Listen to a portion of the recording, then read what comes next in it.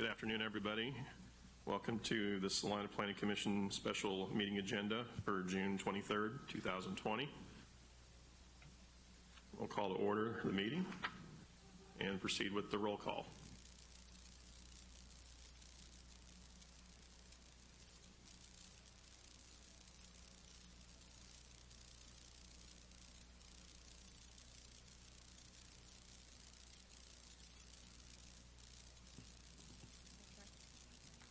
Baffa. Here. Bernhardt. Here. Good. Here. Linkwitz. Here. Lang. Here. Olson. Here. Gilmore. Here. Thank you. I'd like to request staff confirmation that the Kansas Open Meeting Act required notice has been properly provided. Yes, it has. Thank you. So there's no minutes to approve, so on to new business.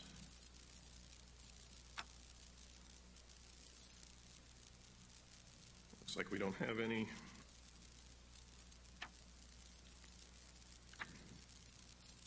So on to administrative items. 3.1, consideration of whether to reconsider the Planning Commission's June 2nd, 2020 approval of the following motions regarding application P08-2B. Acceptance of variation to the maximum street length of 600 feet of the dead-end cul-de-sac on Bent Grass Drive and variance of the requirement of the 100 feet tangent length between street curves. Approve amended application P08-2B filed by William Shepard requesting the approval of a replat of lots 18 through 36, Block 2 of the Grand Prairie Addition, subject to the recommended conditions on page 5 through 6 of the staff report.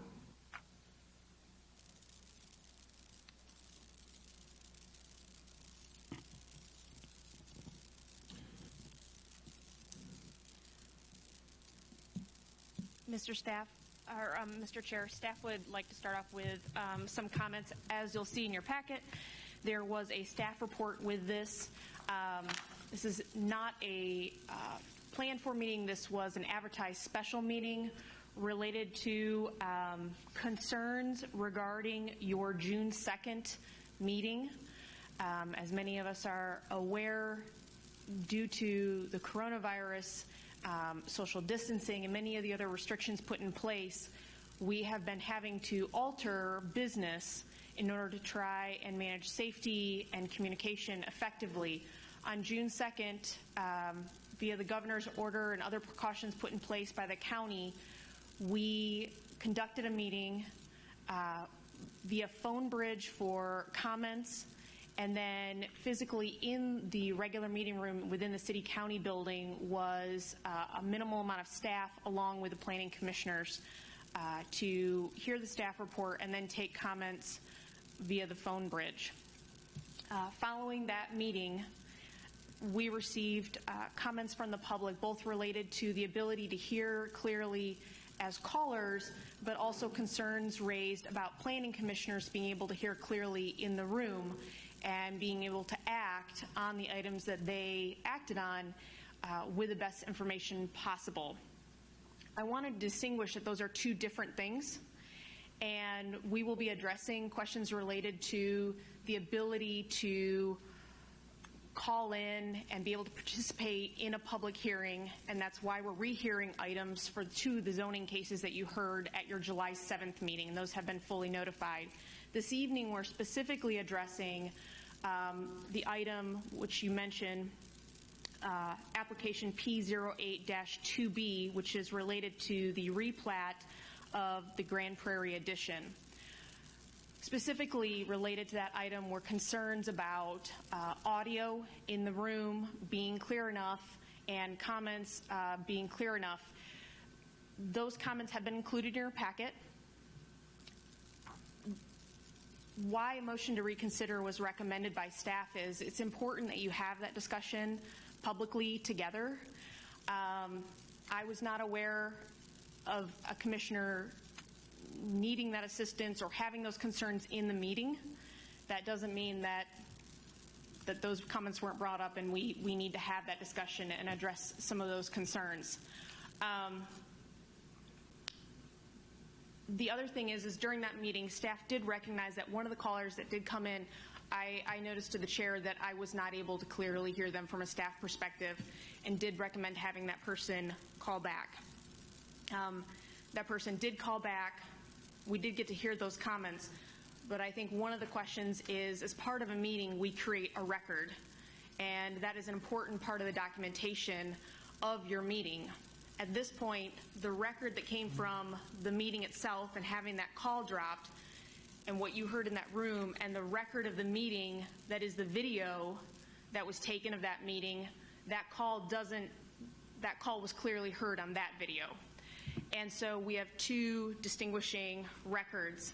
I think at this point, we didn't make a formal recommendation, and I think it's important that you discuss this, but if staff were to give a recommendation, I think it is worth making a motion to reconsider and readdressing this issue. The finality of your decision needs to be truly final. And if there's any question amongst yourselves on whether you were able to hear and fully participate, or there's any question about that record, a motion and acting in the affirmative to reconsider this item would alleviate that. And I think that just to kind of wrap this up, what you have in front of you is a motion to reconsider. That means that if you vote to reconsider, you essentially turn back time to before you made the action on June 2nd. If you make a motion to reconsider, the motion has to be made by somebody who voted in the affirmative for the actions you took on June 2nd. So if you voted in favor of approving the plat and the variations, you have the ability to make the motion to reconsider. The second can come from anybody, whether you voted in the affirmative or not. So the motion needs to be made by somebody who voted in the affirmative at the last action. I'm here to take questions. This is not typical or normal, and staff is prepared, and you should see from the packet and from the agenda that if you make a motion to go forward and reconsider the item, we will immediately address that here tonight. So everything that was in your packets was everything you had on June 2nd.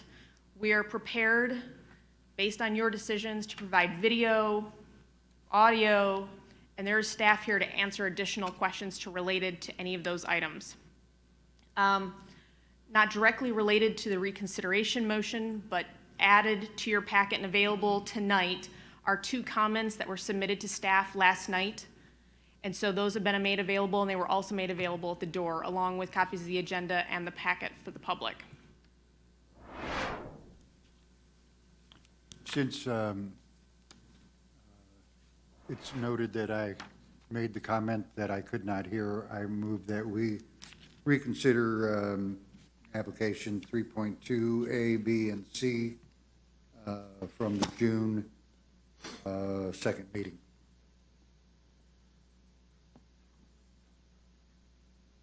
I would second that.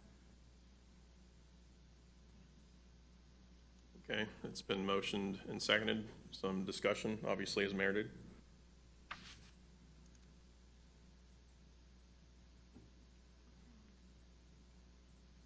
Well, I think the first issue then is how do we want to move forward with, what do we want to listen to, what do we want to see? I guess I would be in favor, since we're going to go ahead and do this, I would want to hear the DVD from the part that, from the calls coming in, so we can make sure we heard everything that was presented at that time frame, especially within the calls that there were difficulties hearing at that point in time. I agree. That is available. Okay. And then I would say we'd also open it up to anybody that is here for public comment. That is at the discretion of the board, so that is possible. That actually brings up a question that I do have. Obviously, this is not a normal situation, so some of the protocol might be, we might have some questions regarding the protocol. Are we in a situation right now where we are required to take new comments, or is it just merely a courtesy we're extending to the general public on this issue, and it's just based on what we heard on that previous meeting? If you choose to move forward with a reconsideration, which means you would take the item back up like you had not acted on June 2nd, you are not required to take public comments. It's not a legal required public hearing like it is on some things that you take up, but you do have the discretion as the Planning Commission to take public comment on the item. Okay, thank you. I think that merits some discussion as well, as, how we feel about opening up the floor to more public comment and opinion, or if we just want to narrow it down to what we heard on that previous meeting. Mr. Chair, not to curtail discussion at all, but that is of the sub-action items. If you do choose to reconsider, it does identify that as a choice for the commission to make is how would you like to proceed on information? Do you want to hear a video? Do you want to take public comment, and getting some of those things sorted out? Okay.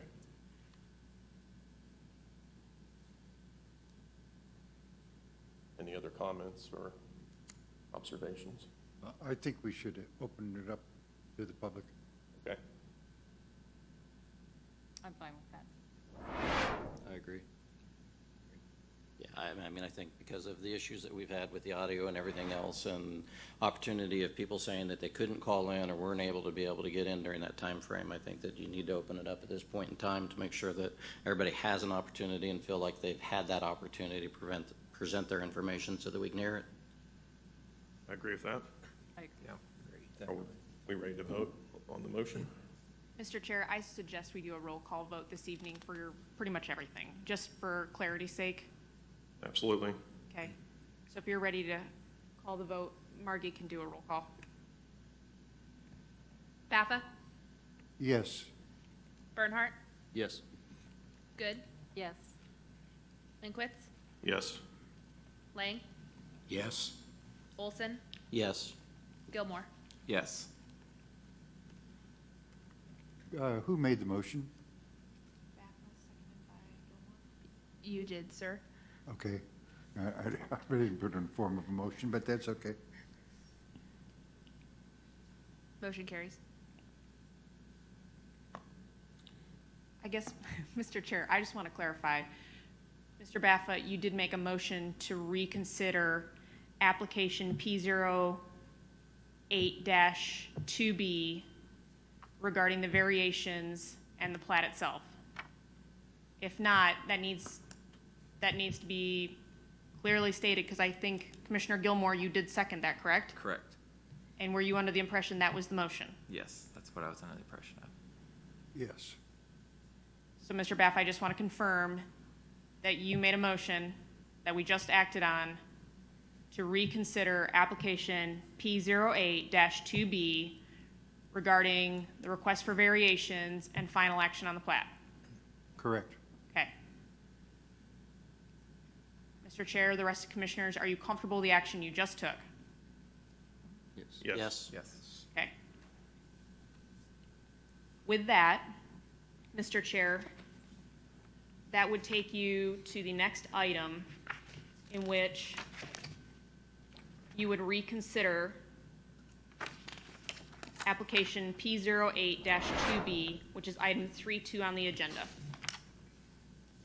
You want to read that motion or read that item? Certainly. Consideration of application P08-2B filed by William Shepard on behalf of Grand Prairie Villas, LLC, requesting approval of replat of lots 18 through 26, Block 2 of Grand Prairie addition to the city of Salina to further subdivide these lots into 30 residential building lots. The replat area is located in the north end of Bentgrass Drive and contains 7.73 acres. Mr. Chair, might I suggest that we address item 3.2A, the commission so chooses, identifying how you would like to move forward, particularly in evidence related to listening to video or watching video of the June 2nd, 2020 Planning Commission meeting. And then also the question of if you'd like to take additional public comment. I think it might be advantageous to do that before we get into staff report and kind of begin down that road. Certainly. Before we start, could I ask a question? Just a clarification on the lots 18, is it 18 through 26 or 36? The paragraph above says 36, and then 32C has 36.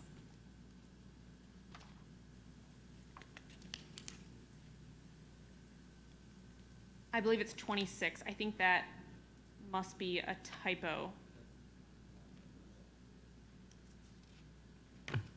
I've got 26 on other items. We've got 36 on other items. I believe it's a typo, I think probably one or Commissioner the Good? other, one or the other is. but I will so- verify. I believe the 36 is the typo. But I will verify. And I think we all know what it should be, but I just don't want, No, that's very to fair, be and thank you incorrect. for catching that. I apologize. So while you're discussing items and possibly watching the video, I can verify that. thank you. Yep, thank you.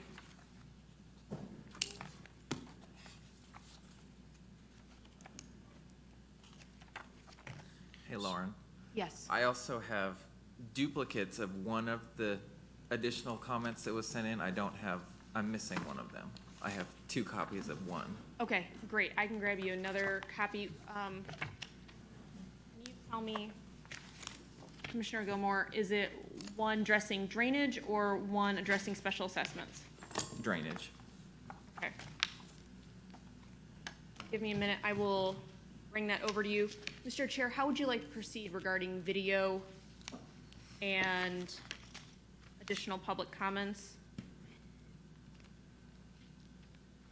I think we should listen to the, say again? I said, do you want to have a discussion on what we think as a group, how we want to proceed? Yeah, that's the direction I was headed. I don't know if it'd be more pertinent or prudent to hear the video first and then open it up for, That's what I would suggest. I would suggest that what we listen to is, instead of listening to the entire meeting, is just listening to the call-in, to the callers, listen to that part so that we have an opportunity to hear what was presented, make sure that everybody heard it, and then open up to public comment then afterwards. certainly save some time. I wonder if, I mean, I don't want to sit through the whole thing of the first part of it again. looks like we're going to get some feedback, which is very appreciated.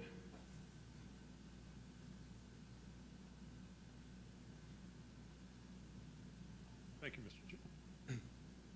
Thank you, Mr. Chairman. Working. Thank you, Greg Bengtson, with the firm of Clark Meisel Linville, legal counsel for the city.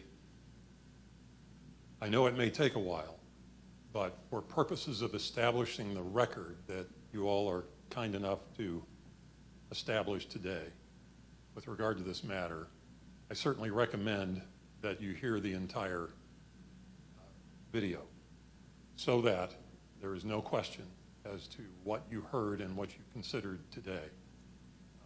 I do recognize it takes time. If the matter of the record ever becomes a question, it will be time well spent and time saved. I would suggest that. Understood. Thank you very much. So I changed my comment and say, let's listen to the whole thing. Sounds reasonable. Are we all in agreement with that? Okay. So I think we'll proceed with the video viewing first. And just for clarification, Mr. Chair, and I think this did come up under your reconsideration, but just to make it affirmative, you are planning to take public comment? That is correct, yes. Okay, great. With that, we'll play the video.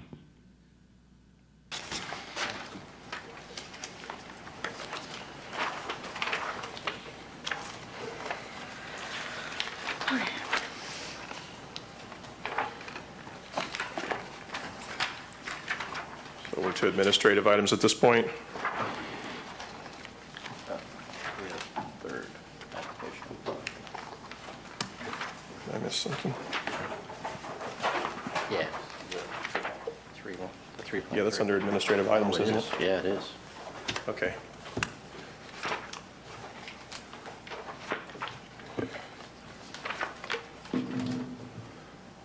So it looks like we have administrative item 3.3, amended application P08-2B filed by William Shepard on behalf of Grand Prairie Villas LLC, requesting approval of a replat of lots 18 through 36, Block 2 of Grand Prairie additions to the city of Salina, To further subdivide these lots into 30 residential building lots, the replat area is located at the north end of Bentgrass Drive and contains 7.73 acres. This is continued from March 3rd, 2020 meeting to allow the applicant to amend their application to request reaffirmation of the street length variation for Bentgrass Drive approved as part of the preliminary plat. Thank you, Mr. Chair. As you'll see in the packet, I just want to point out, prior to the staff report is a 2 pages. That is the formal request for the variations from the applicant as required by code. As indicated in the title for this item, we most recently heard this application, which is a request for the replat of Grand Prairie Phase 3. Developers requesting to revise the currently platted 19 lots within what is known as Phase 3 with 100-foot width to 30 lots with 60-foot widths that would include villa-style homes. On March 3rd, we last heard this issue, and what came up was this question of variations. Typically, variations are taken care of when a plat is originally done. This plat was originally done in 2008, and the variations were approved at that time. Typically, those variations would have already been installed because they're particularly related to road construction, but the construction for the third phase of Grand Prairie has not been completed, and these variations would need to apply to the road that would then finish out the rest of the subdivision. Therefore, the variations need to be requested again and approved by the Planning Commission. This is in conformance with Section 3610 of Salina Municipal Code, and it asks that the applicant submit formal request with their findings, and then it asks the Planning Commission to consider those variations based on their own set of findings and conditions. So at this time, the variations at Grand Prairie subdivision is requesting is a variation, I should say, yes, a variation from the maximum length, which is 600 feet of a dead-end cul-de-sac street. The length proposed of the dead-end street, which is Bentgrass Drive, from the entrance of the subdivision to the final cul-de-sac is around 2,835 feet, and a variance for the requirement for a 100-foot tangent length between all street curves. There is just a slight curve. We had to measure it a couple of times in that road, and it's beyond that tangent, so it is there in that last section of Bentgrass Drive. The tangent length between curves is 84 feet in Phase 3. As I mentioned, Section 3610 of Salina Municipal Code says the Planning Commission shall not approve variations unless it shall make findings based upon the evidence presented to it in each specific case that the granting of a variation will not be detrimental to the public safety, health, welfare, or injurious to the other property or improvements in the neighborhood in which the property is located. The conditions in which the request for a variation are based upon unique circumstance to the property for which the variation is sought and is not applicable generally to other properties. Because of the physical surrounding shape or topography conditions of the specific property involved, an extraordinary hardship to the owner would result and distinguish from mere inconvenience if the strict letter of the chapter is carried out. And 4, the variation will not in any manner vary the provisions of the zoning regulations, ordinance, comprehensive plan, official streets classification plan, or major street plan or official map of the city. As I mentioned, these 2 variations were approved originally in 2008. The design of the street has changed 0. The lots are changing, but the configuration and how these variations would apply is as originally presented in 2008. The unique circumstances related to the topography of that area and the hilly terrain, along with the golf course intersecting with that property, does give it a unique design that goes along with the both topography and unique circumstances requested or condition applied through code. And then finally, there is no, as found in 2008, hardship created by sticking with these variations in designing that last section of the road. Since our meeting in March, additional public comments have been collected, and those were included in your packet. We also, I think Dean mentioned earlier in presenting that those additional public comments were loaded this morning in the revised packet available on Q Notify and also emailed to you with attachments so that you could see those, since our meeting style is a little different now. And that brings us to staff recommendation. So staff has reviewed the proposed replat, including the newly submitted variation applications, and is requesting the Planning Commission consider of the following two actions: that the Planning Commission approve the variations from the subdivision design standards, including a variation for the maximum length of a dead-end street and a variation to the requirement for a 100-foot tangent length between all street curves, with the following findings to be made. And those are listed in the staff report. Additionally, the Planning Commission would find that two requested variations are justified in this case and finds that the proposed replat conforms to the city's zoning and subdivision regulations. Staff would recommend that the replat of lots 18 through 36 of Block 2 of the Grand Prairie Addition be approved subject to the following conditions. 1, as a precondition of the City Commission's consideration of the replat dedication and authorization of the mayor to sign the replat, the developer and the city enter into an agreement to approve the City Commission which addresses the terms of installation of a fire apparatus access road, meeting the requirements of Appendix D of the 2012 International Fire Code as adopted by reference in the City of Salina Ordinance number 16-10852. And we discussed this quite a bit at the last meeting, that this condition will ensure that the concerns and the timing of when the access road would be installed in the subdivision would be with the City Commission. And that's the purpose of that condition.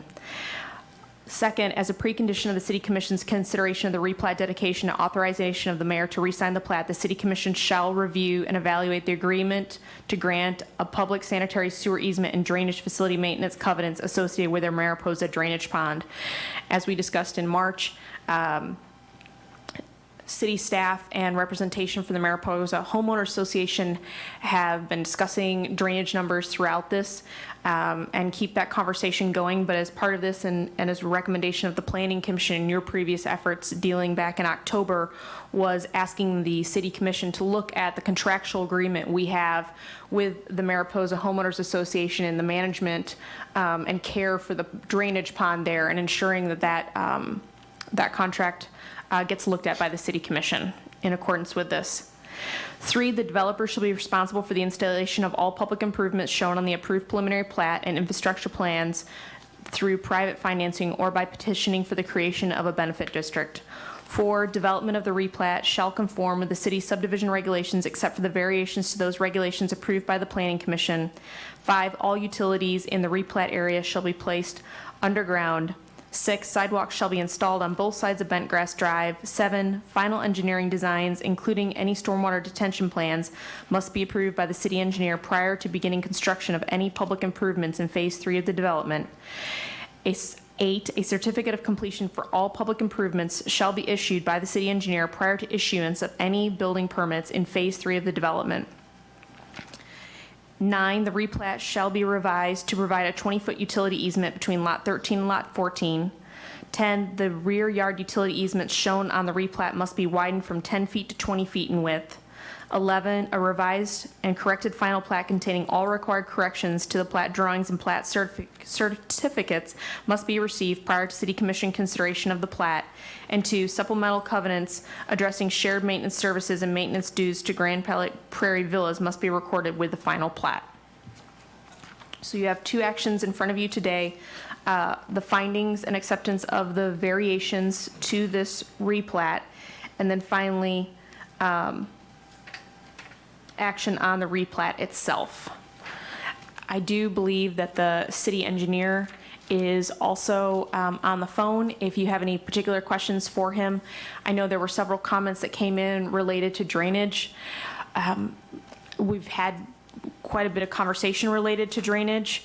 As we've discussed this replat, I'm happy to answer any questions or further clarify any questions the Planning Commission may have, and I know engineering staff is also available for that. And I do believe the applicant is also on the phone. Thank you. Why is there so much, Commissioner Baffa, why is there so much controversy over the drainage plans? Some say it's good, some say it's bad. I don't know if I'm the right person to answer why, because, I mean, that's a pretty personal thing. I do know that we have 2 licensed engineers, one who's a city engineer whose job is to review the engineering materials submitted by an applicant to make sure it conforms with city codes and it's done correctly. And you have a licensed engineer who is putting their stamp on those drawings, verifying that the drainage and the infrastructure involved with that, such as the ponds, is adequate to deal with what is described. I mean, that's their jobs. And so at this point, I understand concerns maybe from some of the homeowners, but you have 2 licensed engineers who are verifying the adequacy of the drainage plan. And we have a longstanding agreement with Mariposa related to the Mariposa Pond as the city for not just maintenance, but emergency issues related to that.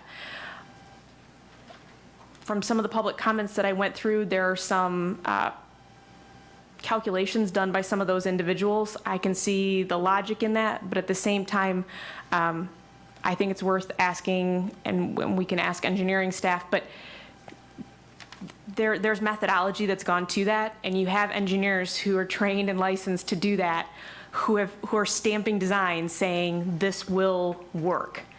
And at the end of the day, we license engineers for a reason, because they have to take the liability that comes with those things. We all have opinions on those things, but there are certain skills that certain people need to make those decisions. And you have 2 engineers here who have gone through this, and 3rd, if you count the earliest drainage plan, that are recognizing these numbers. This is Commissioner Good, and a 4th. I'm a licensed engineer. When I took my test over 30 years ago, drainage was on it, and so I did look at the latest comment, and I believe that there was no rounding error. I would not round up. I would round down, as the engineer did. Also, the comment that we got used far too many significant figures that were insignificant. Where the engineer was accused of changing numbers, I saw it as engineering design, that if the pond was meeting a maximum amount of containment, then you relook and see how can you minimize or lessen the amount of water going in there. So I could see that as a possible explanation for why the impermeable or driveway numbers changed. So I did not see things as miscalculations. I saw it as engineering design.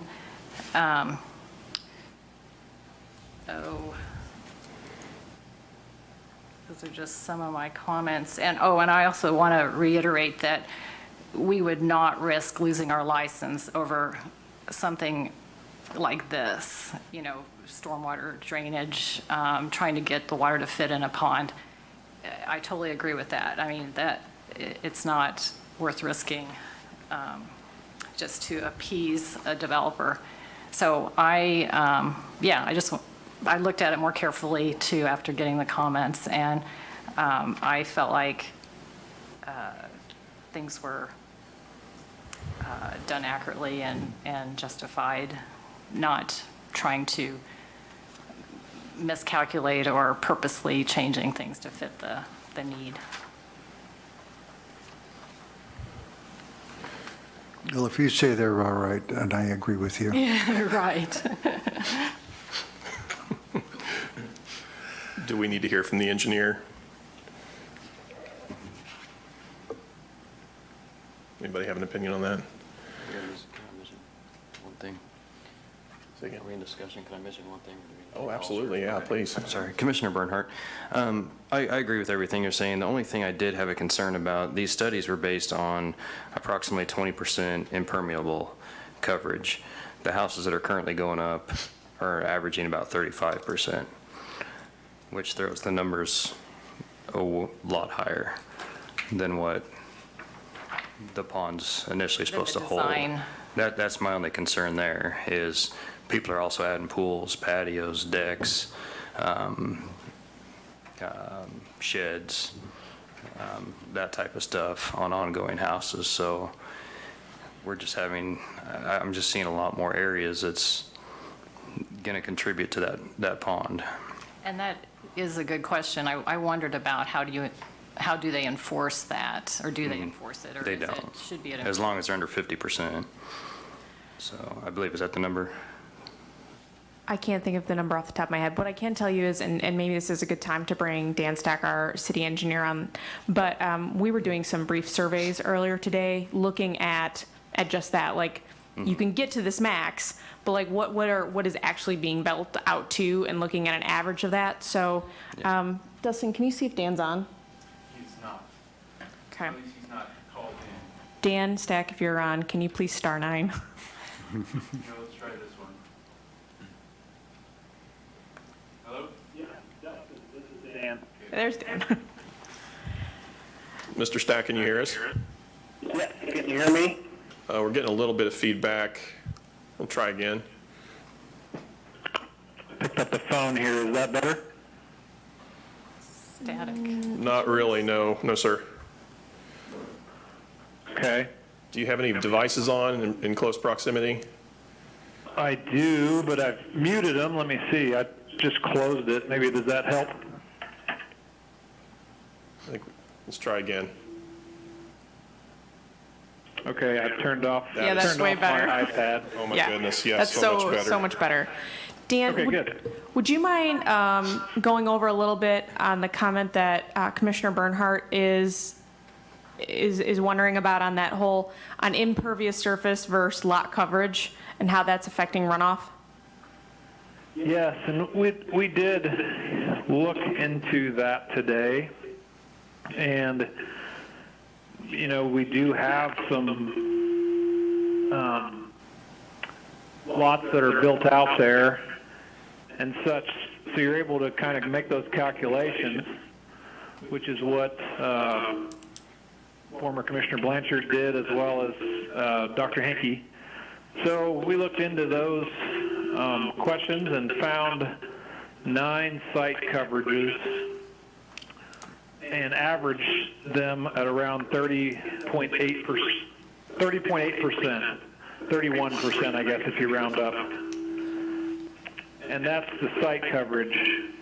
Now, when you say the lot coverage, which is the structure only, they were around 20%.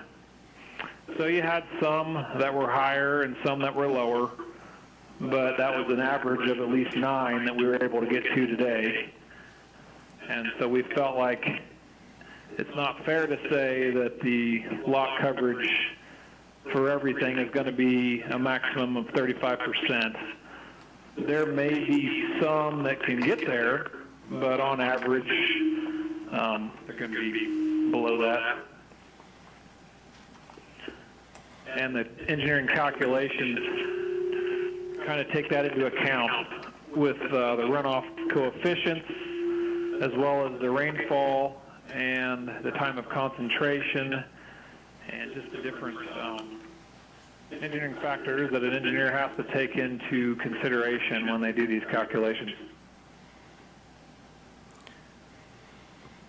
Commissioner Bernhardt, does that concern you at all that we were only a few yards short of filling that pond completely before with the low numbers, and now we're seeing that these numbers are possibly larger and can be larger as people install more surface area to this? I'm just worried that would possibly put that pond over the limit. Yeah, that's a good question.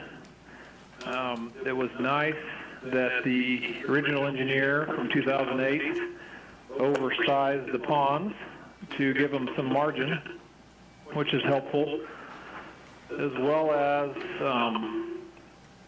nationally, the coefficients of runoff, we are on the very conservative side in Salina. So when we review, as staff, when we review the numbers that we get from an engineer, we can see typically that they're within some kind of a range. And so for single-family houses, they're in the range of 0.4 to 0.6 here in Salina. Whereas across the country and in many different drainage manuals, they're 0.3 to 0.5. So we feel like the engineer was fairly conservative on the 0.45 that they used originally. And then with the replat, the engineer from Caw Valley is at 0.52, which is also within the range for multi-units detached. And that range is 0.4 to 0.6 as well. So we feel like that, I guess they've had to take into account the different factors for those ponds, and luckily there was some margin originally designed into them. And so it does put us too near the limit, but with the factors of safety as well as the more stringent factors in Salina, we feel like it does meet that. Okay, and can you clarify, this is based off a 10-year storm, correct? The ponds are designed for a 25-year storm. Okay. So the analyst from Campbell and Johnson says 10-year on it. On the inlets. Okay. The inlets and the pipes are designed for 10-year, but the pond has to be designed for 25-year. Okay. This is Commissioner Good. And then I'm recalling that the northernmost end will drain not towards that pond, but off-site. That's correct as well. That really gives us some more factors of safety, because it's going to be really hard to drain all of those lots to the south and towards Mariposa. The north third, or maybe quarter, I guess we should say, drains to the north and the east. Now the roadway has been designed to drain everything to the south, but you're going to have to build a lot up pretty high to get everything to drain to the street on a few of the lots. So more than likely they'll be draining north and east from the backyards at least, if not even a little bit more. And you can see that the graphic that's up on the screen is notating the drainage area boundary. So you see, if we look at phase 3 of Grand Prairie, that blue line is indicating where above the blue line, those will drain to the north, where those below the line are going to drain towards the ponds as indicated, like the Mariposa Pond. This is Commissioner Good, but I think the calculations included that north acreage. So there is a safety factor, is what Yes. I'm understanding. So it's taking in all of it, but there are other natural channels in which the water will divert.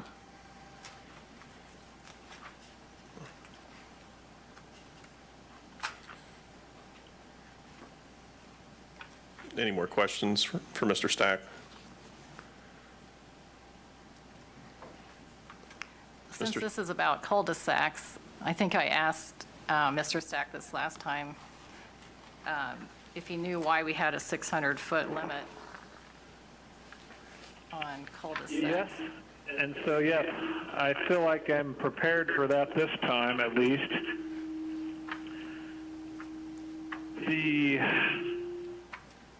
I've got the manual here. Let me try to find it. I thought I was prepared. I printed that out and did look into other cities' cul-de-sac lengths. And it seems like 600 is very common, and saw a few that were up to 1,000, but that was the maximum I could find. And I sent some data to Dustin and Lauren after the last meeting, so let me see if I can find that here. Commissioner Good, I think one of the things that also might not have been brought up in the meeting is by putting in the emergency access road, in a worst-case scenario, it's really no longer meant for day-to-day traffic. But a lot of times the length of cul-de-sac is related to safety and access, where from that emergency perspective, we're addressing that through the emergency access road that would be built. So the purpose of that cul-de-sac length isn't necessarily as relevant as before. It's still in the design manual, but by adding that through emergency access, the safety concerns related to having such a long cul-de-sac is not as significant.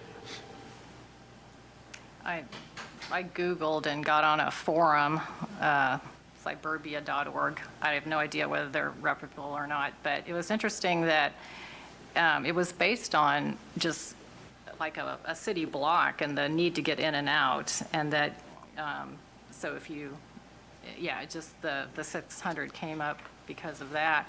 And then also it had to do in the past with the length of fire hydrant hoses, but that's not an issue here. And a matter of efficiency, it said.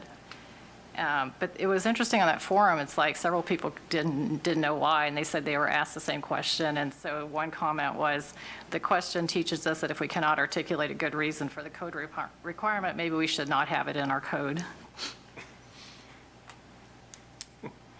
So that forum had a discussion on cul-de-sacs also.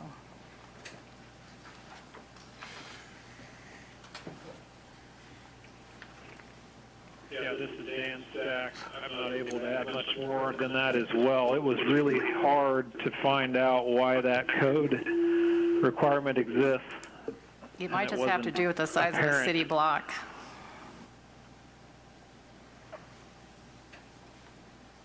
No, I think that's something we can definitely take under consideration for future code revisions. Just to clarify, that 2835, is that to phase 3 or is that at the end of phase 3? So it's for Bentgrass Drive. So it starts at the beginning of Bentgrass Drive and goes all the way to the end of phase 3 in that final cul-de-sac. That's the full 2,000. Okay. And just for clarification too, on the voting on that part of it, is phase 2 included in that? Because I think that should have been done prior, right? So do we need to, is that something we need to? So the variation would not have been necessary because at that time, that portion of the road wouldn't have exceeded that distance. But by adding all of phase 3, I think that's where you get into needing that variation for the full length. So we don't need the variation to pass the variation necessarily to keep phase 2. Correct. Phase Up 2 and is going. So fine. that's- okay, But you need it okay. for phase 3 because you're adding that whole extra set, which then full lengthens out Bentgrass beyond that appropriate distance. Okay.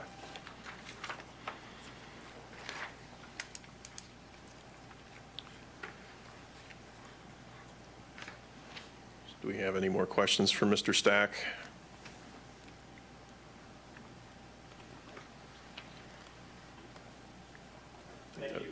Thank you, Mr. Stack. We appreciate your time. I do have a question for staff, though, based on Commissioner Bernhardt's question there. This is Commissioner Gilmore, by the way. So if we vote and approve the variation to extend the length of a cul-de-sac, would it not require the fire access road? Because based on what you just said, was that it was based on the fire access and that basically this would not be a cul-de-sac as it would have that fire access road? The fire access road is required. Okay. So it's always been required. One of the things that came up was just when.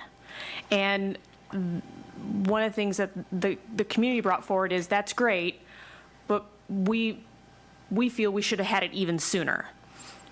Okay, so the response to that was through the planning commission discussion and asking the city commission was to really put a time constraint on that by requiring the developer, before approving this replat at the city commission level, to have that conversation with the city commission to get into a development agreement that would truly identify time, place, and manner for putting in that road, because there were concerns related to, well, that's great, we could do this replat, and then we don't know if the road's ever going to go in or when it could go in, and so that's kind of that mechanism in which to make sure that that access road is going to go in and go into a timely manner in which the community was looking for.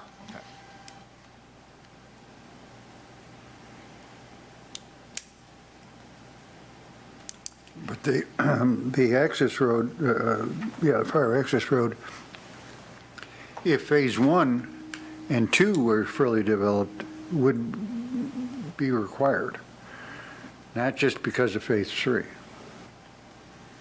It's just 30 homes limit before you have to have another access road. I feel like we've gone through this exercise. I mean, if we go back to what the fire marshal said, there is discretion, though, on that 30-home limit and when to require that. So if you're going to have a third phase or an additional phase in which would have created that connection point, the code does allow for that additional phase to go in before the emergency access road is required. But based on the concerns of the community and wanting to know when that was going to happen, having that assurity is why the second, or I should say the first condition is being placed on this replat that says, before this plat is even finalized or the replat is considered by the city commission, a development agreement needs to be in place to note when that fire access road is going to go in.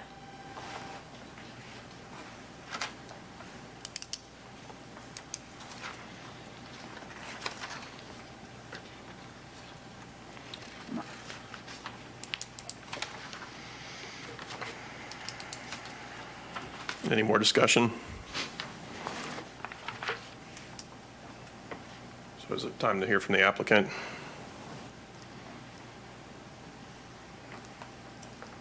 If you're the applicant, please hit star 9.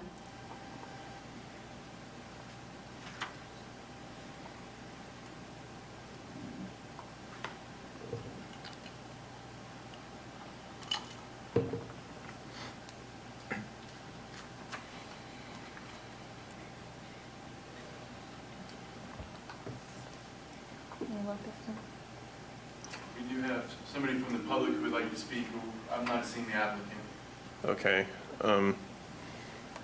Are we okay to open it up to the public yet, or do we need to? Yes, if you're comfortable that if the applicant calls in, of giving them an opportunity to speak. Oh, we have somebody, I think, maybe it's the applicant now. Okay.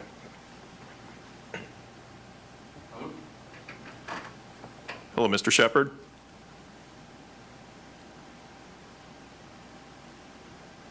Hello? Is somebody on the line? There's Bill, okay. Yes, we can hear you, sir. Okay, this is Bill Shepherd. Do we have any questions for Mr. Shepherd? Commissioner Linkowitz, I actually do have a question for you. We're just speaking about the fire access road, and maybe this is more just my intellectual curiosity on the matter, but is this fire access road going to be an extra expenditure for you in this development? Or is this... It is, yes, sir. Okay, all right. Thank you. Anybody else have any questions? I'd like just to say a couple of things. In this whole process, I just want everybody to know that during the whole process, I've done everything that has been asked of me of the city and everything that is required by code. I've hired professional engineers to do the information and the studies that we provided for the city, and it's property I own. I feel like I have the right to develop it. And so I don't know what else you need of me or what else I can do for you, but I just wanted to make that clear. We appreciate your comments, and we will definitely take that under advisement. Does anybody have any comment or questions in addition to that? I guess this is Commissioner Good. Just wondering if you gave any more thought about restricting it to a 55 and older development. I mean, I know that's the plan, but I guess there was some concern about whether that could be enforced or guaranteed somehow. So didn't know if that is something you could put in the covenant or we would even consider it. It's certainly our target market, and that's what we're building for, and that'll be designed for that. I think I don't understand all the legal issues with the 55 plus, but from what I've been told, it just gets complicated and more complicated than what we wanted to get into. So. Thank you.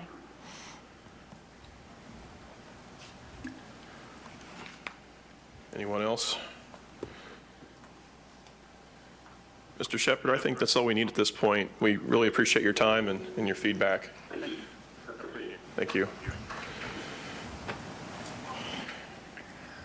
So in staff recommendations, it doesn't mention anything about 55 and older. It doesn't. We don't have the power to enforce that. I thought I heard John Blanchard say there is a mechanism to do that.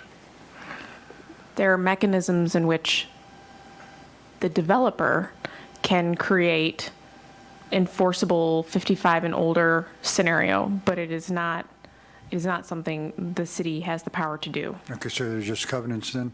Yeah, it's a type of covenants, yes, so they can go and seek that type of clarification. Commissioner Linkowitz, just a comment about that. There are people that are looking to downsize from larger square footage that are below that age demographic. At one point in time, I actually was one of them. The idea of downsizing and having something simpler with less to maintain and maybe traveling more was an attractive option. And from somebody, if you're trying to appeal to a market, to me it makes more sense to, rather than close the door, keep all the doors open. But that's, at the end of the day, I guess, up to the developer.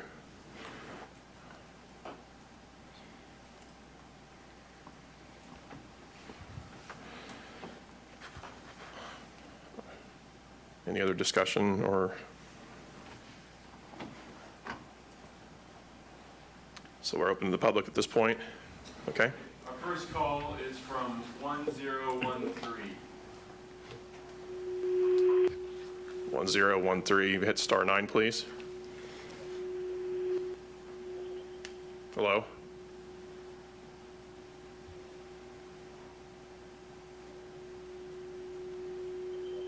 I'm getting just a hint of, I can barely hear. yeah, it's, Let's have them call back again. we can hear a voice, but we can't hear it very well. So if you would not mind calling in again and hitting *9 to call back, please. We're having some volume issues. So our next call then is 0473. 0473, please hit *9. Good evening. Hi. This is Mr. Chairman, Commissioners, and staff. This is Don Wendt, and I reside at 1401 Bentgrass Drive. And I just want to continue to express my concerns about the approval of this replat. You know, it's been stated several times that this is a very unique development. This is a very unique properties, and in 2008, the city and staff and developer worked very hard to come up with a plan for this area. And now we are trying to change and redo all of that work that was done in 2008. and I really struggled to understand the reason why that it would make sense now as compared to 2008. There are so many things against this replat of this area. You know, first of all, it just doesn't fit with the development. I know Mr. Lenkowitz, Commissioner and Chairman Lenkowitz, you state that there's a desire for downsizing in Salina and that you even at one point had a desire to do that. But that doesn't mean that this fits into this area. And when all of us in this community, in this area, purchased property and spoke with Mr. Shepherd, it was always said that and expressed to us that Phase 3 would be as it is as platted. And I know it's been said several times that the city does not enforce covenants, but as just stated a few moments ago, that the covenants on this Phase 3 could restrict it to 55 and older, but yet the city states that by no means do they enforce covenants. But if you look at our covenants, they state very clearly that the purpose of our covenants is for enhancing and protecting the value, desirability, and attractiveness of Grand Prairie for the benefit of the owners. And I think by replatting this goes against that powerful statement within the covenants. But also the covenants state that lot integrity, that no lot shall be split or divided into a parcel with lesser dimensions than that of the recorded plat. With the design review committee approval, 2 lots may be combined into 1 or 3 into 2, but no further assembly of plat modifications shall occur. So can Planning Commission in the city of Salina with a good conscience go against the covenants that were originally constructed and approved and recorded by the city of Salina? And, you know, what happens to all of the studies that have been presented in regards to the drainage and the traffic and all within the area if Mr. Shepherd elects to not abide by his direction and recommendation of 55 and older? So I implore the commission to deny this replat, and I simply say let's leave it as is in 2008 when all of this work was done to develop this special property, if you will. And again, I ask, what would be the real reason to change that direction in 2008 from the city and the developers at that time?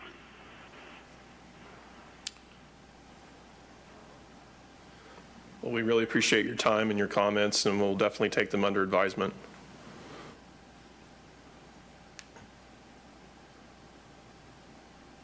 Thank you.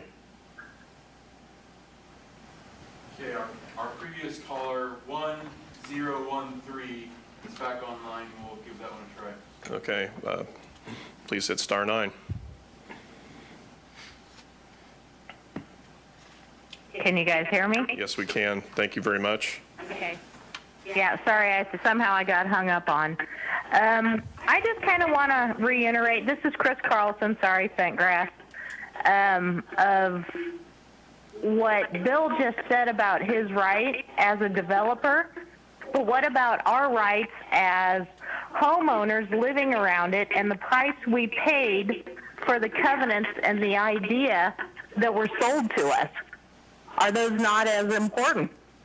And then now, all of a sudden, through all this discussion, the 55 plus is not going to happen? Did I misunderstand something here?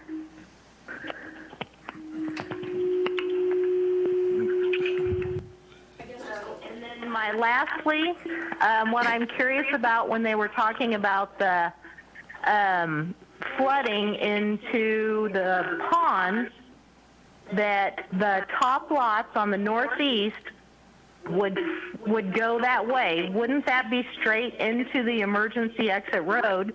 So anytime you had a major storm that would possibly be the reason for an emergency, you'd be flooding out that road.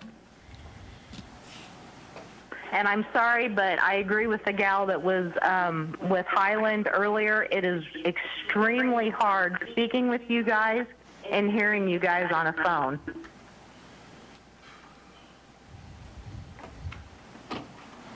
Well, we understand your frustration, and to be honest, this isn't ideal for us either. We're just trying to make do with the situation we've been given, and obviously nobody could predict the COVID pandemic, so here we are, and we're just trying to make the best of it. So just bear with us, please, and thank you. But we do appreciate your comments, you taking the time to call in, and your patience with the process, being that it's a little different than normal. But I was, can I get that, did I understand that correctly from Bill, that this is no longer going to be thoughts of a 55-plus community? I don't think that's, this is Lauren Driscoll, I don't think that's what he said, and You have your mic on? Commissioner Baffa. No, I don't think that's necessarily what he said. And if you look throughout the staff reports, what's been indicated is that their target market has been these villas for 55 and older. But that's what they've said they wanted to build to. That was the purpose of changing their product. But it's not an enforceable thing by the city. Okay, I thought he didn't want to spend all the money and do all the loopholes to have it, was my understanding. And then my last question is on that northeast corner that the engineer said you would be building those houses up so that they would drain northeast, which would be the emergency road. Am I understanding that correctly? You are understanding the drainage part correctly, but that drainage wouldn't necessarily just drain into that road. The road would be engineered to not take on all the water like that. And it's not like all the water's just draining into one central place. It's dispersing throughout that area. There's a lot of pervious surface there with the golf course. And then the road would be designed to deal with those drainage patterns, so as to not flood. Because that is a spot where water does sit, and someone who has dealt with contractors and developers for years, I do also know that what's put on paper and when things actually happen, it doesn't always happen that way.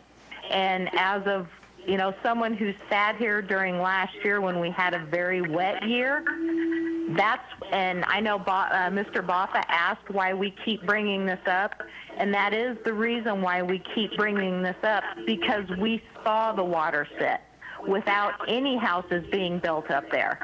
So that's why we keep bringing it up, and there's a concern, and I do believe you guys were shown pictures of those ponds full with no houses up there. So just to answer Mr. Baffa's question, that is why we keep bringing it up, because we have seen the way it drains, where it sits, and we do have pictures.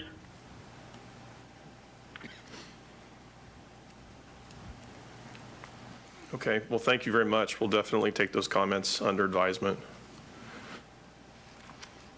Thank you. Thanks for your time. Anybody else in the queue? Yes, our next call is 7533. 7533, dial star 9, please.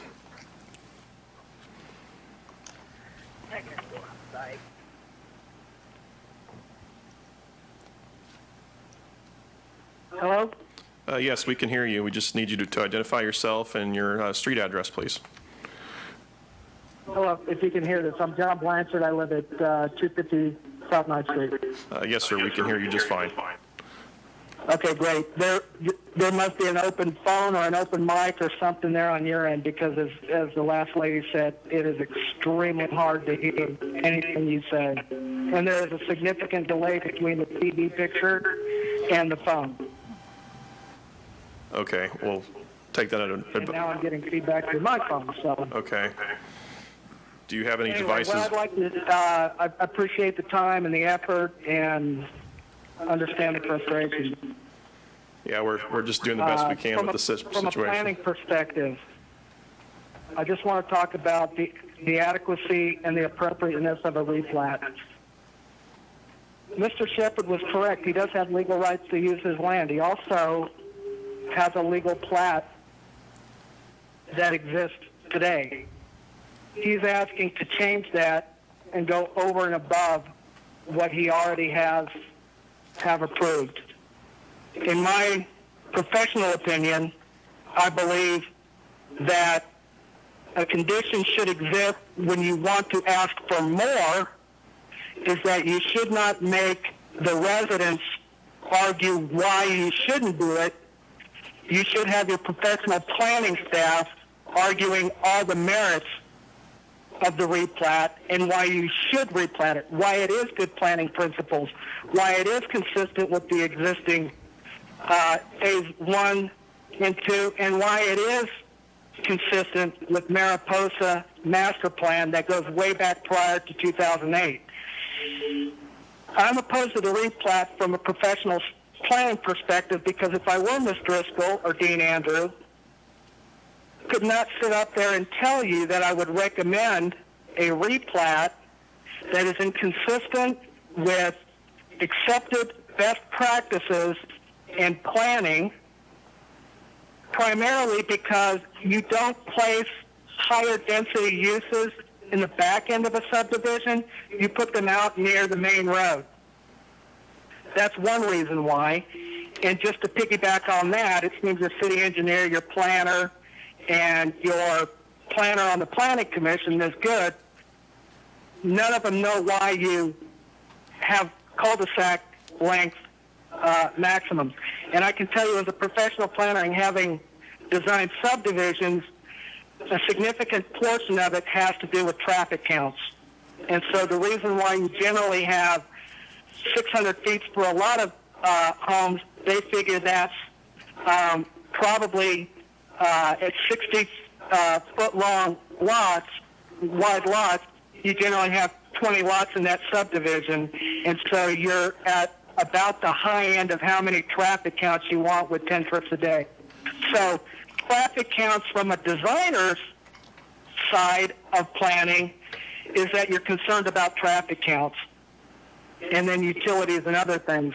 But public safety very rarely comes into it because by the time you are long enough to have it already be a bad idea, you don't have an emergency access road. So the main thing is traffic numbers, and that's why I think there's a problem with the traffic study, and that is because I don't believe that the traffic engineer took proper consideration in using the lower number for senior housing, that it is there's no mention of it being on an extremely long cul-de-sac because it is assumed that it's either on a regular street or it is on a normal-sized cul-de-sac. So that's the reason why it's inconsistent with best planning practices.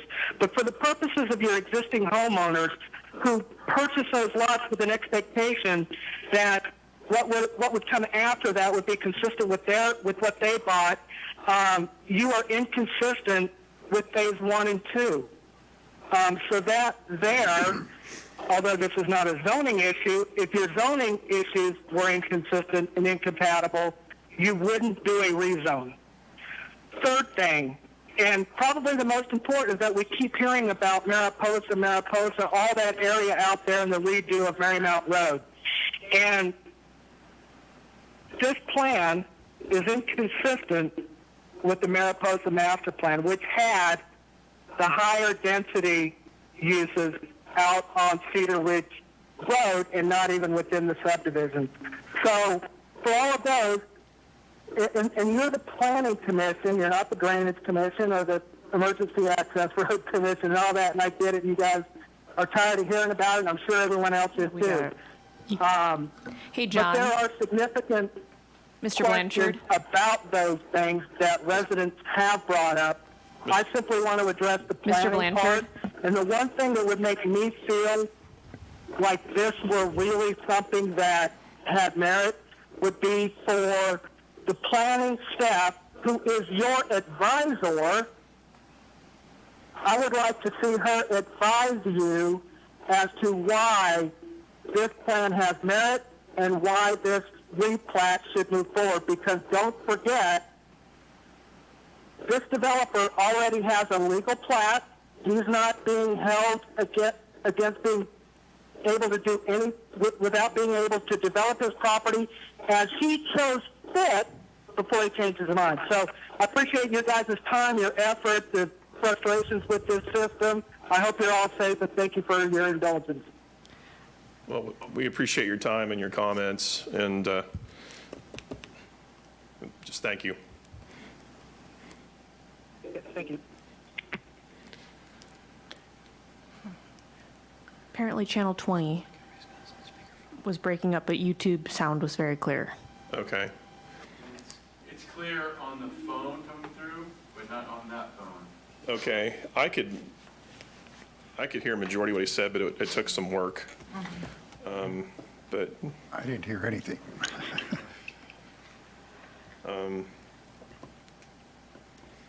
Does the commission need further clarification from Mr. Blanchard? do we want him to call back and get some more clarification? Is it anything other than what he provided in written form? And I don't want to paraphrase, but he hit on the point of basically the density being further to the back of the development instead of being to the front, which was contrary to his experience with subdivisions, that usually your higher density areas tend to be closer to the front because your denser traffic's not going to be going through the long portion of the division. It's all going to be packed to the entrance. But, maybe we need to have him try calling on that last point. But comes down to he feels that Mr. Shepard had there was a plan in 2008, and the plan in Phase 3 was consistent with what was in Phase 1 and Phase 2, and then he feels very strongly that it should remain that way and not be basically replatted into smaller lots. And I'm sure there's a lot more to it, but that's...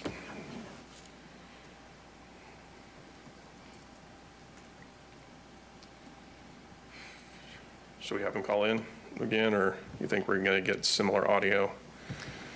It appears he's hung up, so maybe perhaps if he's still watching and he wants to call back, we'll have a better connection. He can rephrase his last points that we're kind of breaking up on. Yeah. It was point 3. Yes. That I think that's where we probably lost the most audio on that. So if Mr. John Blanchard is listening and feels he'd like to call back, we may want to hear, the commission may want to hear a little bit more from you on point 3, where you were trying to address design and density related to the subdivision, if you are so inclined. In the meantime, we do have another call if you want to take that one while we wait. Certainly. This is phone number 7333. 7333, hit star 9, please.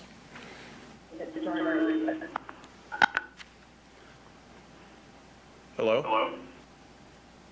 Hello, my name is Tim Henry at 1333 Bentgrass Drive.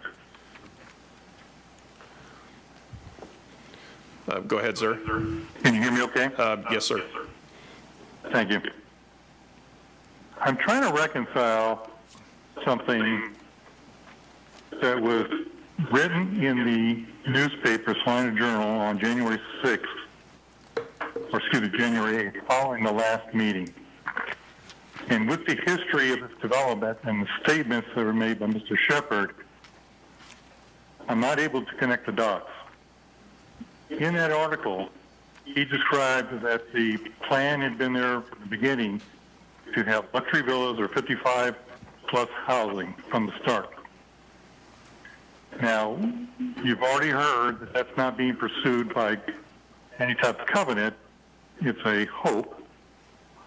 And he's saying that his proposal is to move forward what was originally planned. If that's the case, taking it at face value.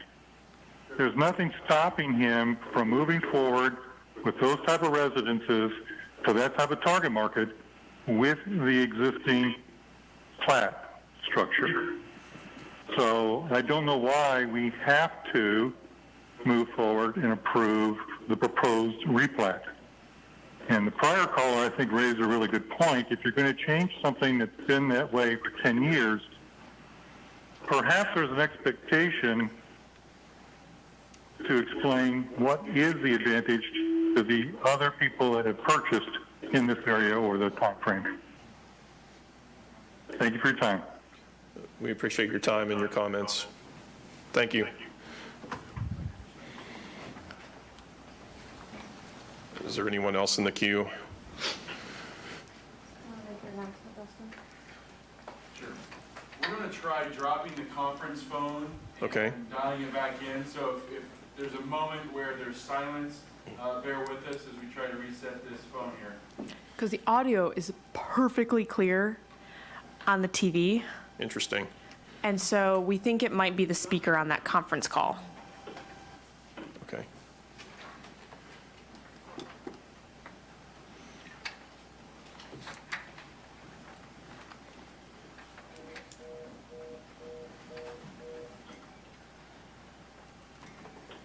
What's the time limit?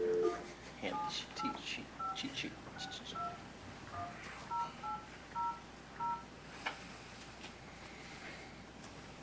Please enter your participant or moderator code, followed by the pound key.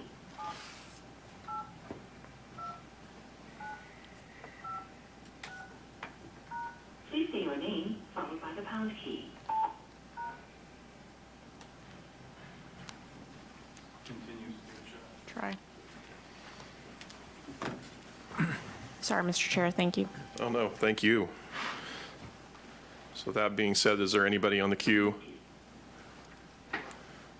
Or in the queue? We have Mr. Blanchard back. Outstanding. If you could dial *9, please. Should be there. All right, Mr. Blanchard, are you there? Am I on? Yes, sir, Yes. you are. Oh, okay. Hey, I apologize. I kept trying to call back earlier, but whoever's wearing the yellow shirt, you can't read the white numbers on the edge of the screen. Oh. So I blame him. Interesting. Well, I think we needed, on point 3, you started to break up a little bit, and we just wanted you to reiterate the third point you had in that original call, please. Okay. I believe the third, are you talking about the point that referred to the original Mariposa master plan? My takeaway from it was you were talking about the consistency of the lot sizes through all 3 phases. Right. Okay. Right. Well, yeah, it's just a matter of, just sort of the planning principle I was referring to was that what you generally take when you look at a rezone, and that is it, what are the adjacent zones? Are they consistent with the adjacent zones? It's general, in general, any land use, are you consistent with the adjacent uses? And so when I put it to the consistency test, I look at it and say it is not consistent with phase 1 or 2 of the Grand Prairie subdivision. And it's inconsistent, obviously, with good planning principles. And the third is that it's not consistent with the Mariposa master plan that was done probably in the early 2000s that took into consideration what was going on in Bob Hayworth's subdivision over there and the original Mariposa developments and even some of the other. It was a big development. It wasn't just Grand Prairie. And on that plan, it had the higher density residential out on Cedar Ridge Drive. And that is what best planning principles will get you. And I'm talking about site planning. There's a difference between a city planner and a site planner. A site planner is, which what I do, and that is you deal directly with projects and you deal directly with designing the street systems and the and where your open spaces are and how the lots are configured and all of that. And it's more of a closer in look, and you take into consideration things like cul-de-sac lengths and traffic counts and all of those issues. Grand Prairie only works as that long of a subdivision because it's for big houses on a golf course. The original plan never contemplated villas in the back end of that project. If it had, I can tell you for certain Dean Andrew would have himself recommended against it. I believe he did, in fact. So my thought was that it's like if you're the jury up there, you're making the homeowners provide documentation that this should not be done. You guys should let the status quo stay as it is because you're doing no harm to Mr. Shepherd. He says you are, but he has a legal plat. He could go out tomorrow, get special assessments on those lots, build the roads, and sell those homes without any further action from you people at all. He doesn't have to come back to anything from you guys. He wants to change his plan. He's doing harm to the people that have already bought properties from him. And so my plea with you is to say, do no harm. If you want to let the city commission, he'll appeal it to the city commission. If he wants to let the city commission overrule you guys, then please let that happen. But we need you as planning commissioners to safeguard a well-designed and a well-established and working community that people that invest have a reasonable assurance that their investment will be protected. And you kind of are the vanguard right now. This is the perfect example of how you stand guard for the people. You guys represent, you're appointed by some of you, you're appointed by the city commission to represent the people. The city government comes in and they're there to help facilitate the developers, okay? So, but you represent the people, and I plead with you to think about them. There are plenty of other opportunities for over 55 housing. We have them in several other parts of the city already. But I ask you to look at this and put on blinders and give it the consistency test. Is it consistent with anything? And if you can't find that, then there must be some overwhelming merit to this project that would make you go against the residents and go against good planning principles and go against what I think is probably anybody's good judgment that would say this is just plain inconsistent and not good planning. So I'll leave that to you all. But that was my main point, and with the system being what it is, I don't know what you're hearing and what you're not. So, and there's a time delay, so I can't ask you to nod because it would be too late. Yes, we did hear you. And we, I appreciate that. well, and we appreciate your comments and you taking the time to call in. Okay. Thank you. I wish we would have reset that phone in the beginning of the meeting. That was very acceptable. Anyone else in the queue? We don't have anybody else unless there's somebody that wants to. Give it a moment and announce that there's open lines if somebody would like to raise their hand. Now that they can see the number. Certainly.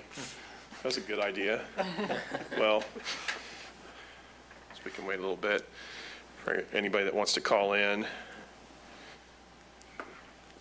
I imagine we're going to have definitely some discussion. Yeah, I think everyone that's in has already spoken. Okay. So I think that's where we are. Fantastic. So, comments? This is Commissioner Gilmore.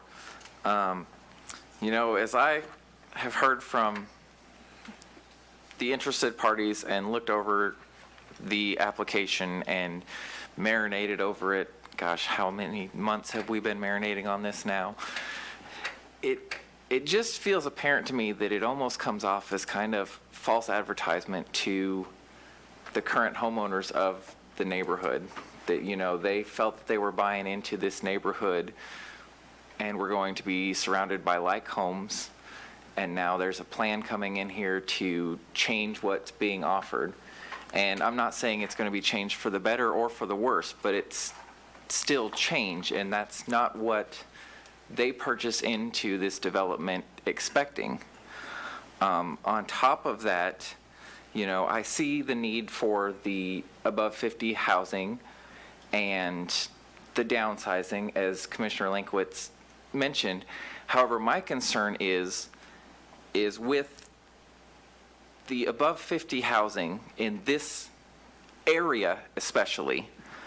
A lot of folks over 50 have kids and grandkids, and the grandkids love to go to Grandma and Grandpa's house. And being that this subdivision would be landlocked, there's nowhere for those kids to go outside and play besides on the golf course. And we know that causes a hindrance to all the golfers.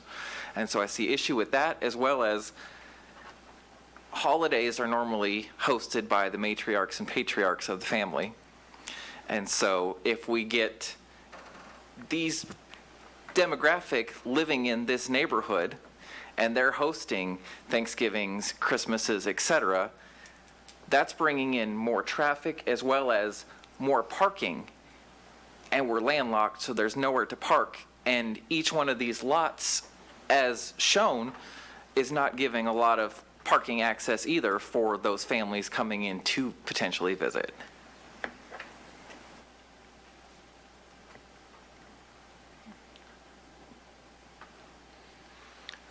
Commissioner Bernhardt, I just want to kind of piggyback off Commissioner Gilmore. I agree completely. I keep coming back to the residents myself, and I keep coming back to this one sentence in the covenants that says lot integrity. No lot shall be split or divided into a parcel with lesser dimensions than that of the recorded plat.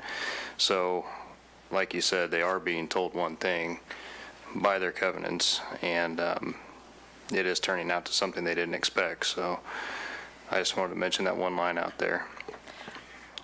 Mr. Chair, I will add, Greg Bankston, the city attorney, is also on the line and is prepared to speak to that regarding the covenants in that statement. I'm also happy to speak to that because I think there's a couple key phrases in there that need to be recognized. It says adopted plat. So if you were to adopt the plat, as in this replat, it sets those lot sizes. So the plat itself and the actions taken to create the plat are what create those lot sizes.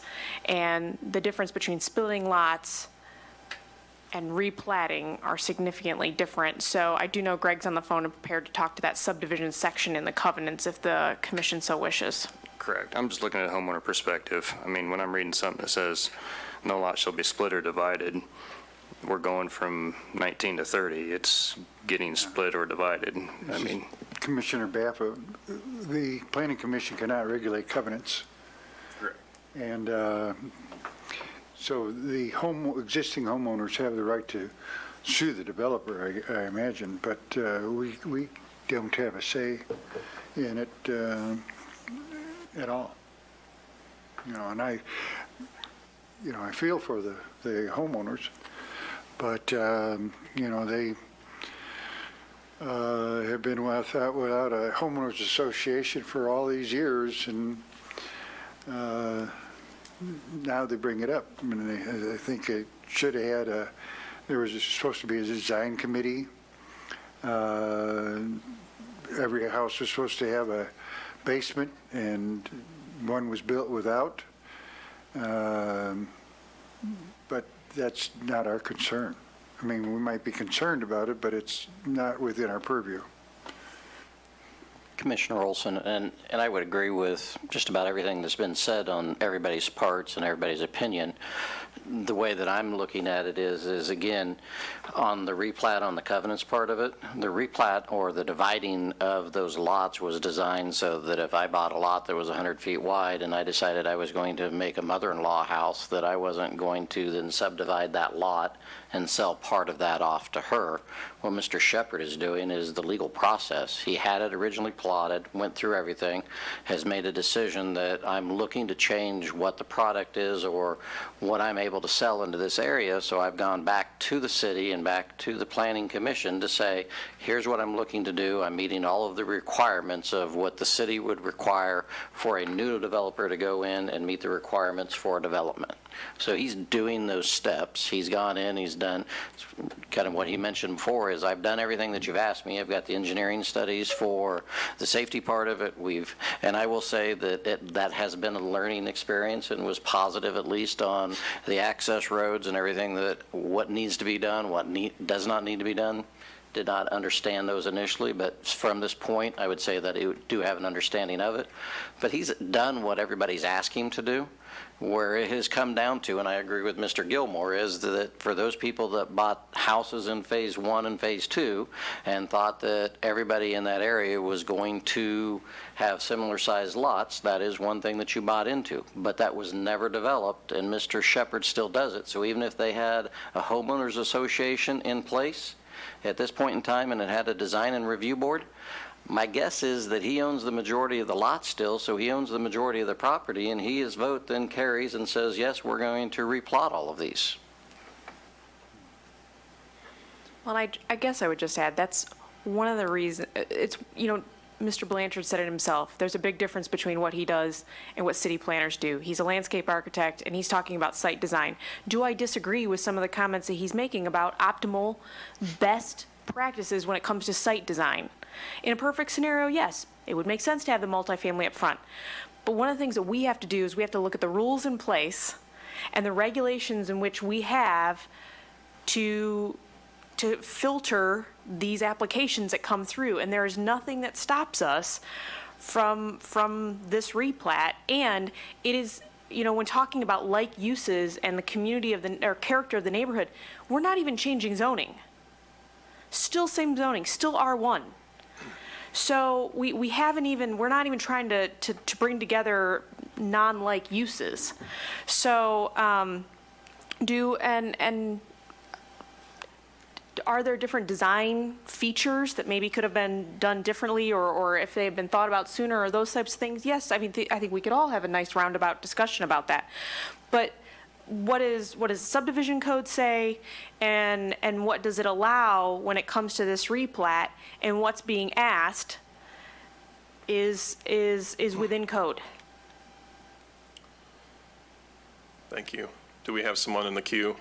We do, if you'd like to hear more public comment. Is that appropriate under these circumstances? Are we? Mr.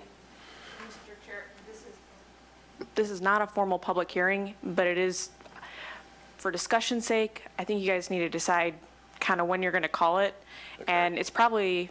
Because we gave ample time, in my opinion, for a new caller. And well, and you guys have discussion going, it would probably make sense to get a motion on the floor, okay, so that you're talking and discussing around a motion. Makes sense. Okay. Well, Commissioner Olson, I make a motion that we accept amended application P08-2B filed by William Shepherd on behalf of Grand Prairie Villas, requesting approval of replat of lots 18 through 36 on Block 2, with the recommendations from staff on page 5 and 6. Point of order, I think we probably have to take the variations first. Okay. And I think they need to be separate motions. Okay. So I'll do a motion for acceptance of the variation of the 60-foot cul-de-sac. And what was our other? I'm going to be that parliamentary person right now. That's fine. What I would recommend is withdrawing your first motion. Okay, so withdraw the first motion. Your second motion, I would make a friendly amendment that you were recommending approval of the variation for the maximum length of 600 feet of a dead-end cul-de-sac and the variation for the requirement for 100-foot tangent length between all street curves. Gotcha. Okay, so I make the motion for the acceptance of the variance to the maximum street length of 600 feet of the dead-end cul-de-sac at Bentgrass Drive, and then the variance to the requirement of the 100-foot tangent length between street curves. Commissioner Gilmore would second. It's been motioned and seconded. Discussion? I guess, yeah, it's time for some more discussion on it. I'm comfortable from what we've heard with the previous meetings on the length of the cul-de-sac and the curves and the emergency access part to it. So I don't feel that there's a safety issue. I know that was one of the things that had been brought up earlier, but I think that for everything that we've been presented over these last meetings, I feel comfortable with the way that is and with the access road part to it. I mean, otherwise, what you end up doing is if they don't do the access road and for the cul-de-sac part of it, everybody's going back in and putting in fire suppression systems because that's the only way that it works. So I think that we're good with these variances. Commissioner Linkowitz, I think it's been more than amply covered, and I'm comfortable with it as well. Commissioner Gilmore, I agree as well. As far as phase 3 goes, whether it's replatted or not, this variance is one thing, or variation is one thing that needs to be approved, so. I'm glad you said that. You convinced me. So are we ready for a vote? Yep. Would you like to do roll call since I Yes. think it's easier with the phone? I think that would be great. Baffa? Yes. Bernhardt? Yes. Linkowitz? Yes. Olson? Yes. Gilmore? Yes. Lang? Yes. Good. Yes. Motion passes.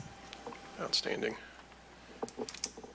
So at this juncture, You can now make your second motion, Mr. Olson. Okay. So I make a motion for, hold on a second, let me find it.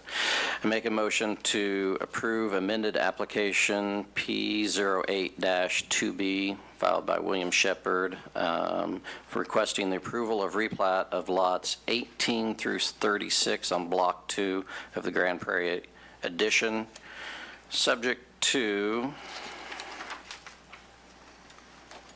recommendations on page 5 and page 6 Of the staff report. of the staff report.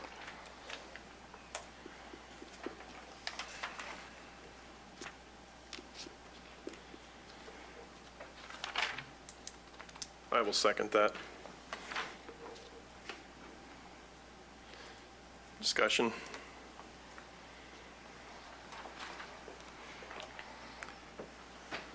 Commissioner Olson, from my end of it, again, I kind of stated earlier before we got into this motion of it, as I sat here and listened to everything and do take, into account of all of the residents and the people that have purchased houses in those areas and what they've got through.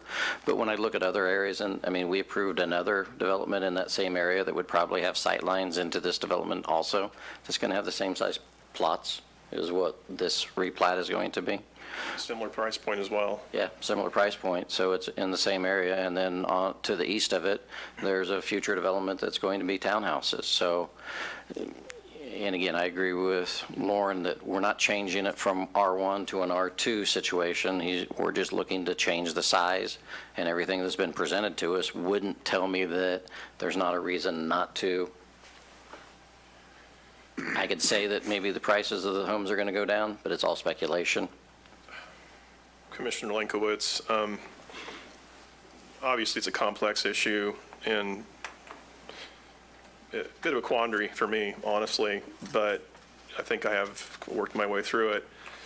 I'm not deaf to the concerns of the current residents in the neighborhood and wanting to stay consistent with property sizes and values. That being said, though, try and put myself in the position of the developer who is trying to adapt to a market that's changed since 2008. It's been 12 years, and what people are willing to spend money on, and I'm not a developer, so I leave it up to his judgment, and that's, to me, it's kind of a free market thing where he's trying to determine what he can sell best and maintain the integrity of the neighborhood. And you have a growing demographic of people who are downsizing despite what has been said. There's numerous articles about it. And I think there's a market for it that he's trying to fit into, and I don't blame him. He's trying to maximize what he can do with his investment, and to me, that's what a developer does, and thanks. Commissioner Baffa, I am in a quandary too, but you look at some of the streets on the hill, have some very nice homes, very expensive homes. And then as further you go into the development, there's a lesser price point. And it's the same thing that's going to happen here. But I probably won't know how I'm going to vote until the very last second. I would like to add I guess it's kind of a personal comment, Commissioner Lenkowitz speaking. I currently live next to a home that is literally worth half of what my home is. And it doesn't bother me a bit. And they're great neighbors, and to me, I think it's more about overall home pride and neighborhood pride, and whether a home is $350,000 or whether it's $650,000. I think when you hit those price points, I think it's a foregone conclusion that a huge majority of the people that are investing that kind of money are going to have a vested interest in how that property looks and how it's maintained. And Commissioner Baffa, theoretically, these will all be maintained by a service anyway. And that's a very good point. Thanks for reminding me of that. This is Commissioner Good. Again, I appreciate when there's so much public input. I do really like that about our process. And I felt like we learned a lot about various things, and but when it comes down to it, I do see that the developer is adapting, as you said, and I think rightly so. I do feel like there is a need for smaller homes, even if they're luxurious, and that I felt like all the concerns, I mean, I listed them out, have been addressed. And I mean, I guess not the concerns of their view, but from those things that can be addressed have been addressed. Oh, and the thing about lowering property values, I still have not gotten a good explanation on that. I tried to get Commissioner Eisenhower to explain that to me as a realtor, but just my own experiences with buying and selling homes, I thought they were just based on equivalent homes, basically, and location, which is a great location. So I would say I'm leaning towards approving the motion because I do feel like we've addressed it, and that we do not have a need for, in fact, I recall Mr. Blanchard commenting that that market is saturated already. The existing home, that price point is already saturated. Commissioner Lenkowitz speaking again. I'd actually like to expand on your point, Commissioner Good, on issues being addressed. I kind of walking away from this with the perspective of we're trying to deal in quantifiables, hence the engineers and everything that they've done. And then we're also looking at emotional response and, things that are subjective like video footage of water running. And what it comes down to is, we operate within a certain parameter, and that includes engineers and numbers and quantifiables. And I'm not seeing any quantifiables that say this shouldn't be developed.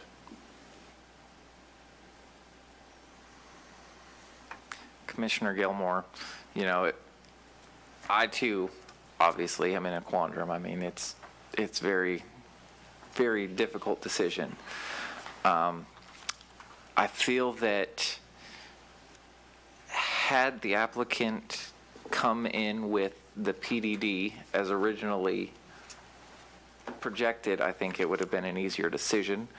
I know there was a lot of discussion and concern from current residents as far as going from the PDD to the replat, as far as not having any kind of set rules as to building materials, building types, square footage, et cetera. And so, I mean, that's just one area that I am still struggling with internally.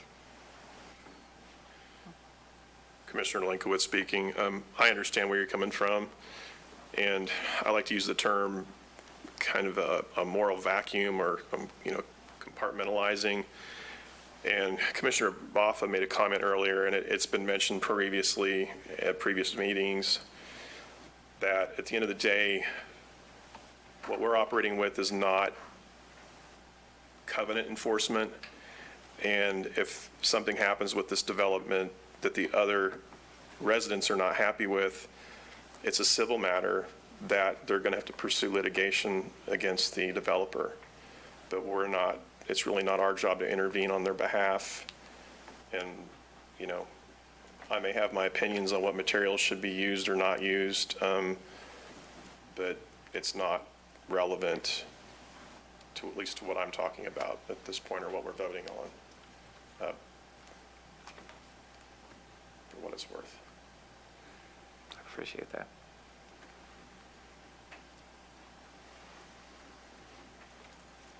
Any more discussion?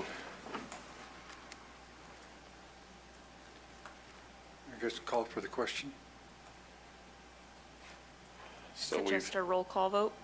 I think that's a great idea. So roll call vote. Baffa? Can I wait? Yes. Bernhardt? No. Linkowitz? Yes. Olson? Yes. Gilmore? Yes. Lang? No. Good. Yes. 5-2, motion passes. Okay, thank you very much.